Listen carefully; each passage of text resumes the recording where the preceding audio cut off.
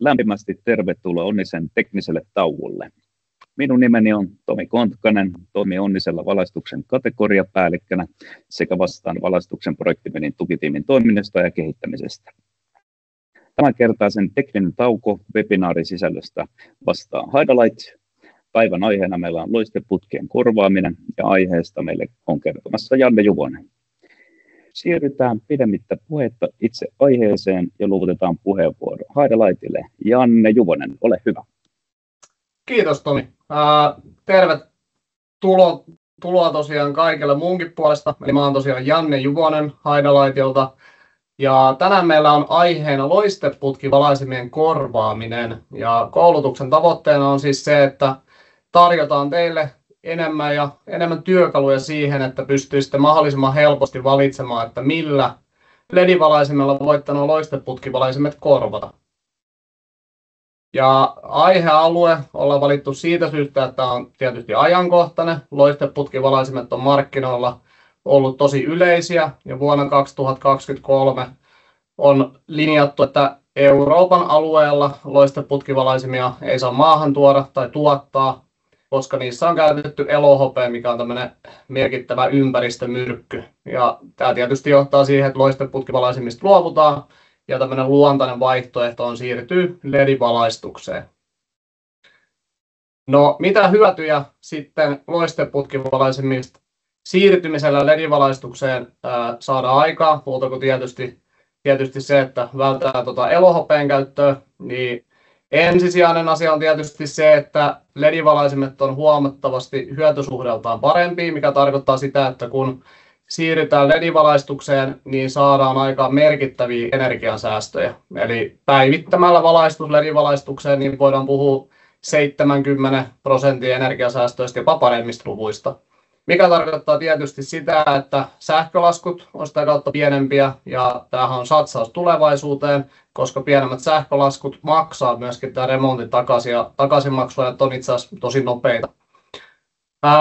Toinen hyvä puoli on se, että LED-valaisimilla on tosi pitkä käyttöikä. Meilläkin monessa tuotteessa puhutaan 100 000 tunnista, mikä tarkoittaa sitä, että huoltotarve on paljon pienempi, mitä kautta tulee sitten taas kustannussäästöjä.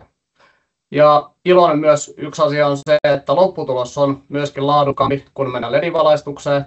Eli LED-valaisimilla pystytään enemmän pelaamaan sen suhteen, että millaista optiikkaa siihen kohteeseen tarvitaan ja saadaan tasaisempi valonjakoaikaa ja sitten värintoistoarvot on parempia myöskin LED-valaisimilla, mikä tekee sitten valaistuksesta myöskin luonnollisemman. Ja LED-valaistus mahdollistaa myöskin enemmän himmennysmahdollisuuksia ja ohjausmahdollisuuksia, joiden kautta on mahdollisuus saada entistä enemmän energiansäästöjä aikaa. Tässä on nyt tämmöinen havainnollistava kuvaesimerkki. Tosiaan loisteputkivalaisimiä kun lähdetään korvaamaan, niin voi tietysti korvata loisteputkivalaisimen fyysisesti vastaavalla LED-valaisimella siten, että sijoittelu pidetään samanlaisena, mutta jotta päästään parhaisiin noihin energiasäästöhyötyihin, niin useimmiten kannattaa se sijoittelumääräkin muuttaa. Tässä on nyt esimerkkikuva siitä, että on käytetty tuommoisia 2x4 loisteputkivalaisimia käytöstä, jossa niitä on ollut 13 kappaletta. Riippuen vähän meidän valaisinmallista, että meneekö inline basicilla vai perusmallilla, niin päästään 5-7 valaisimella tuo vaihto toteuttamaan ja puhutaan energiasäästöistä niin kuin 70% tai parempi. Ja kuten kuvasta näkyy, niin tuo valojako on myös huomattavasti tasaisempi tällä LED-valaisimen kanssa toteutettuna. Sitten kun teillä tulee tuommoinen valaisiremonttiprojekti vastaan, niin miten siihen kannattaa lähteä lähestymään? Tässä on nyt meidän ajatuksia sen osalta. Ensinnäkin kannattaa tietysti lähteä siitä liikkeelle, että onko se nykyinen valaistus riittävä. Eli onko siinä riittävästi valotehoa nykykäytössä. Ja sekin on mahdollista, että se tilan käyttötarkoitus on voinut muuttua vuosien varrella. Eli kuten sanoin, niin voi korvata valaisimella vastaavalaisella fyysisellä, mutta lähtökohtaisesti kannattaa näissä remonteissa pohtia myöskin sitä, että pitäisikö sen sijoittelu uusiksi.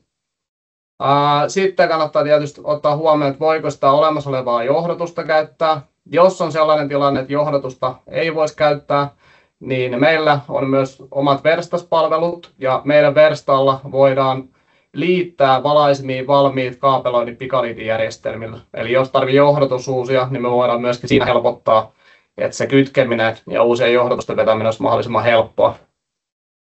Ja mitä tulee sitten valaistussuunnitteluun, niin meillä on myöskin oma valaistussuunnittelupalvelu, mikä on täysin veloitukseton.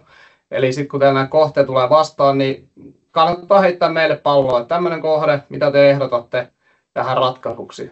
Mutta tosiaan LED-valaisimilla on erilainen valojako kuin loisteputkivalaisimilla, mikä tarkoittaa sitä, että sen takia se kannattaa suunnittelun kautta helposti hoitaa.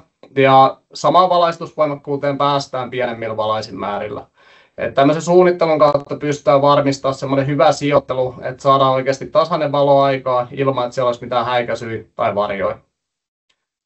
No sitten kun ollaan siinä tilanteessa, että ollaan vähän punnittu, että millainen valaistus siihen kohteeseen laitetaan, niin sitten mennään siihen ihan valaisimen valintaan. Tietysti kannattaa katsoa semmoinen valaisin, mikä menee asennusteknisesti ja fyysisesti sen vanhan valaisimen tilalle, että se on mahdollisimman helppo sinne ottaa käyttöön. Mutta suosittelen myöskin huomioimaan sitä, että mikä sen uuden valaisimen elinikä on. Eli tietysti kun tämmöisiä saneerauksia tehdään, niin kannattaa satsata siihen, että valaisimen elinikä on mahdollisimman pitkä, koska se on sitten taas sijoitus tulevaisuuteen. Ja valaisimista löytyy versioita eri IP-luokilla ja IK-luokilla, eli kannattaa katsoa, että nämäkin vaatimukset tulee huomioitua.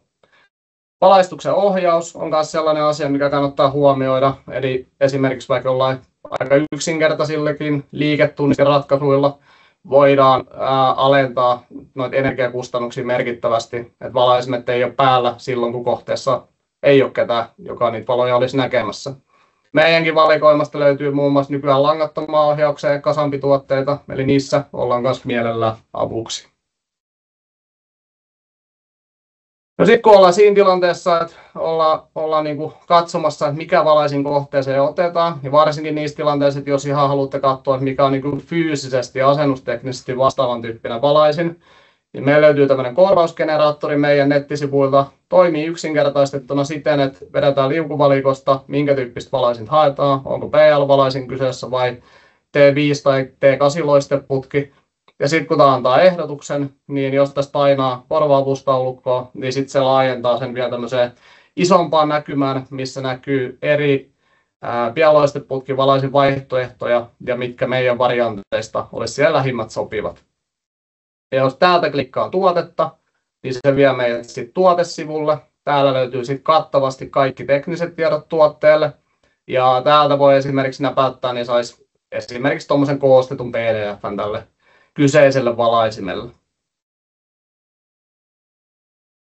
Meiltä löytyy myös tämmöisiä korvaavuustaulukkoja, jotka on tehty sitten taas niin kuin tuoteryhmäkohtaisesti. Ajatellaan nyt vaikka tätä pienloisteputkivalaisin esimerkkiä, jos on tämän kaltainen korjauskohde kyseessä, missä saneerausta tehdään, niin saa helposti tämmöisen näppärän PDF:n, mihin on listattu eri loisteputkivalaisin vaihtoehtoja ja mikä sitten meiltä olisi siihen lähinnä vastaava valaisin. Ja näiden lisäksi meiltä löytyy myös energiansäästölaskelmatyökalu meidän nettisivuilta. Tietysti voi käyttää tätä tai jotain muita. Nämä on tämmöisiä yleispäteviä. Muun muassa tuolta Motivaltahan löytyy tämmöinen Valtti-elinkaari laskelmatyökalu, mitä voi myös käyttää. Ja tietysti me mielellään tehdään tämä työ teidän puolesta. Eli sitten kun teillä on näitä projekteja, niin heitätte meille lähtötiedot, me tehdään valaistussuunnitelma, tuoteehdotus ja energiasäästölaskelma.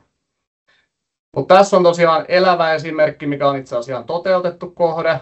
Meillä oli tuommoinen autohalliprojekti, missä oli 70 kappaletta loisteputkivalaisimia käytössä.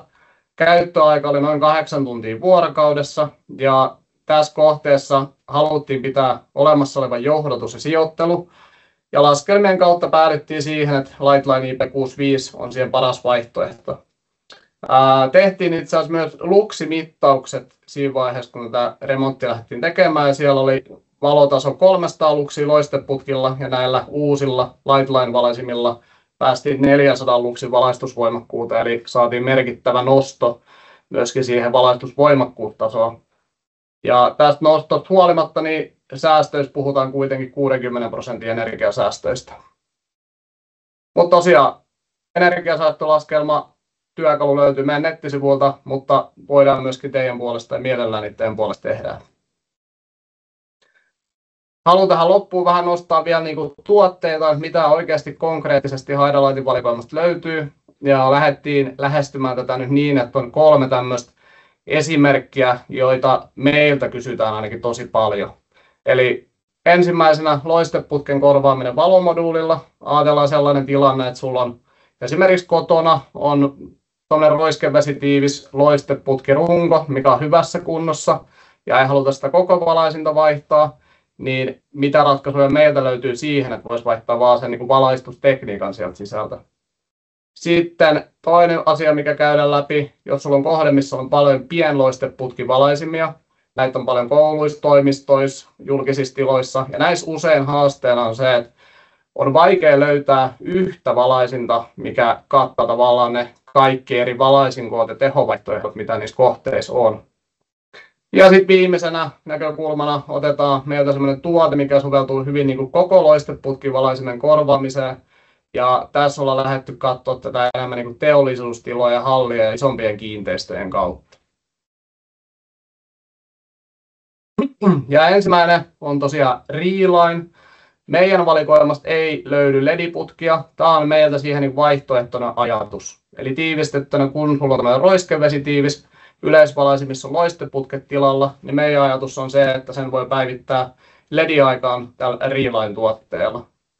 Ja tässä yksinkertaistettuna tuotteen ajatus, eli idea on se, että kun sulla on tuollainen vanha, hyväkuntoinen valaisinrunko, missä on loisteputkitekniikka, niin otetaan ensin se vanha tekniikka sieltä valaisimen sisältä ulos, ja sitten kun ollaan tämä puoli saatu toteutettua, niin sitten voidaan liittää sinne tuo Reline valomoduuli. Ja tuossa valomoduulissa on kaksipuolinen teippi, jonka ajatus on se, että sillä voidaan tehdä tuo esikiinnitys helposti. Ja sen jälkeen ruuvataan valaisinmoduuli kiinni tuonne runkoon. Ja sitten tehdään tarvittavat sähkökytkennät. Ja kun nämä on toteutettu, niin sitten voidaan laittaakin kupupaikkaa, kun se on hyvin puhdistettu, että saadaan kaikki valoteho ulos. Ja näin on saatu helposti päivitettyä loisteputkitekniikka LED-aikakauteen. Ja tässä tuotteessa on myös etuina se, että värilämpötila on valittavissa valaisimesta, eli täällä on dippikytkin siihen, vaihtoehdot on 3000 ja 4000 kelviniä. Ja tässä tuotteessa on vaihdettava LED- ja liitäntälaite, eli sillä tavataan myöskin helposti huollettavissa oleva tuote. Ja tätä valintaa helpottaakseen, niin meillä löytyy tämä Reline 2 koossa tällä hetkellä, pituudet 600 ja 1200 milliä. Meillä on näitä korvaavuustaulukoita, että riippuen tosiaan, että mikä loisteputkimalli sulla on, niin kerrotaan, että mikä meiltä on siellä lähinnä sopiva korvaava tuote. Sitten kun on niitä tilanteita, että tarvii pienloisteputkivalaisimia korvata, ja siihen meillä on todella hyvä tuote, tämmöinen Ekko-tuoteperhe, ja tämän ehdoton etu on se, että tästä tuoteperheestä löytyy tosi monta eri vaihtoehtoa, ja löytyy vaihtoehdot asennusaukon kokoon 102 millistä 300 milliä alkaen. Sen lisäksi tästä pystyy dippikytkimellä säätämään vielä valomäärää, ja himmennysvaihtoehtoja on vaihdekulmahimmennys tai DALI. Se valitaan aina sitten tilausvaiheessa, kummalla liitäntälaitteella halutaan. Sen lisäksi tuosta valaisimesta pystyy vaihtamaan värilämpötilan. Vaihtoehdot on 3000, 4000 ja 5700 kelviniä. Ja tässä on nyt tiivistettynä ajatus, eli vanha loisteputkivalaisin pois ja siihen sopivan kokoinen Ekko-tilalle. Ja tässä on korvaavuustaulukko Ekko-tuoteperheelle. Tässä on nyt tosiaan esitettynä nämä numerot, kertoo sen valaisimen ulkohalkaisen. Eli tässä näkyy nämä vaihtoehdot. Vaihtoehtoja on monta erilaista ja pienimmillään ulkohalkaisia 125 milliä ja sitten isoimmillaan 320 milliä. Tehovaihtoehtoja on myös reilusti 1000 luumenista reilu 3000 luumeniin ja tosiaan himmennysvaihtoehdot oli tämä vaihekulma ja DALI ja sitten värilämpötilat oli 3000, 4000 ja 5700. Eli tämä on sellainen tuoteperhe, mistä oikeasti löytyy vaihtoehto tuohon pienloisteputkivalaisimen korvaamiseen. Ja sitten vielä se kolmas keissi, eli sitten kun on hakusessa se, että halutaan koko tuommoinen valaisin korvata T5, T8 loisteputki. Nyt ollaan tuoteperhe ääressä, millä päästään myöskin tosi isoihin, korkeisiin hallikiinteistöihin. Tämän tuotteen ehdottomia hyvin paljon on myöskin se, että paljon eri variantteja. Löytyy ohjausvaihtoehdot on-off, DALI, sitten löytyy myös kasampi versio piirsensorilla tai ilman. Ja tässäkin tuotteessa niin voi LEDin ja liitäntälaitteen vaihtaa ja 100 000 tuntia elinikä, eli tosi tämmöinen niin kuin monipuolinen tuote. Ja tosiaan isoja etuja tässä on myöskin tuo valotehon vaihtoehdot, eli pienimmillään päästään 5000 luumenista 24 000 luumeniin. Ja avautumiskulmia löytyy monessa eri vaihtoehdossa, on 30 astetta, 60, 90 ja sitten on asymmetrinen valokuvio. On myös todella helppo kytkeä. Molemmissa päädyissä on tämmöinen kytkentätila ja on vakiona läpijohdotettu, eli siltä osin helppo ja näppärä asentaa ja kytkeä. Ja tässä on myös tosi hyvät hyötysuhteet, eli parhaimmillaan jopa 197 luumenia per watti. Ja tässä on niin inlinea tositoimissa. Täällä nyt ensimmäisenä näkyy tämä Sport. Tarkoittaa sitä, että tästä inlineista saa sporttiversion, eli tuohon valaisimeen, tai valaisinta saa siten, että siinä on tuommoinen pallosuojaritilä, mikä täyttää sitten pallosuojasertifikaatti, eli voidaan käyttää tiloissa tai tämmöisissä palloiluhalleissa. Sitten on inline-malli. Tästä löytyy monta eri avautumiskulmaa, ohjausvaihtoehtoa, tehovaihtoehtoa. Ja sitten on inline basic. Tämä on vähän riisutumpi malli. Basicista on saatavilla vähemmän ohjausvaihtoehtoja ja avautumiskeiloja. Eli tämä on kustannustehokkaampi vaihtoehto niissä tiloissa, joissa se energiaremontti ja valaistussanaus halutaan toteuttaa, mutta vähän kustannustehokkaammin. Äärimmäisen hyvä valaisin on tuo inline basic myöskin. Ja siinä oli nostettu nyt esiin 3 eri tuoteperhettä, Inline, Reline ja Eco. Toivottavasti jää nämä hyvin mieleen. Haidalaita aika usein muistetaan niin kuin alasvalo- ja ledinauhotoimittajana, missä ollaankin hyviä, meillä on kattava valikoima, mutta toivottavasti tämän jälkeen muistatte, että meillä löytyy myöskin paljon muita tuotteita. Ja tästä vielä haluan nostaa, että meillä löytyy myöskin tämmöisiä niin kuin järeisiin olosuhteisiin monia vaihtoehtoja. Lightline IP65 ja IP66 on sellaiset valaisimet esimerkiksi. Eli näissä on D-merkintä, voidaan käyttää tiloissa, missä on suurentunut palovaara.